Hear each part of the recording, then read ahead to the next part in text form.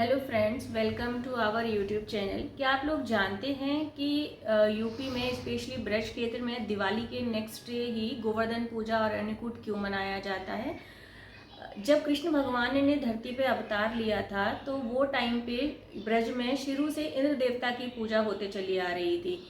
तो कृष्ण भगवान ने अपने ब्रजवासियों से पूछा कि आप लोग इंद्र देवता की पूजा क्यों करते हैं, विष्णु जी की पूजा क्यों नहीं करते हैं? तो ब्रजवासियों ने बोला कि हमें इंद्र देवता की वजह से ही हमें अन्न धन की प्राप्ति होती है। वो वर्षा करते हैं जब ही हमारे खेत खलियान फलते हैं और उसी से हमारा व्यापार चलता है। तो कृष्ण भगवान ने बोला कि इस बार आप इंद्र की पूजा ना करके विष्णु जी की पूजा करिए। तो ये समाचार मिलते ही इंद्र क्रोधित हो गए और इंद्र ने भारी वर्षा का प्रकोप ब्रज में किया और भयंकर बारिश की वजह से पूरा ब्रज वहां डूबने लगा। तो पूरे ब्रजवासियों की रक्षा करने के लिए कृष्ण भगवान ने अपनी कन्नी उंगली पर एक गिरिराज पर्वत को उठाया और जिसके अंदर उन्होंने पूरे ब्रज को समाहित कर लिया कि अब ब्रज आप पर्वत के नीचे खड़े हो जाइए और आपका कोई नुकसान नहीं होगा।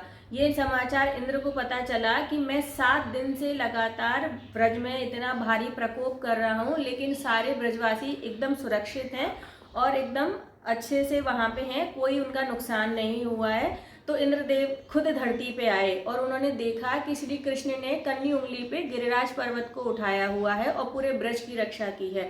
तब इंद्र का अभिमान टूटा और उन्होंने कृष्ण जी से बोला कि प्रभु मुझे माफ़ करिए, ये मुझसे गलती हुई कि उनको ये अभिमान था कि मेरे से बड़ा देवता कोई नहीं है। और जब गिरिराज पर्वत के द्वारा पूरे ब्रज की रक्षा हुई तो कृष्ण भगवान ने गिरिराज पर्वत को ये वरदान दिया कि आज आपकी वजह से पूरे ब्रज की रक्षा हुई है।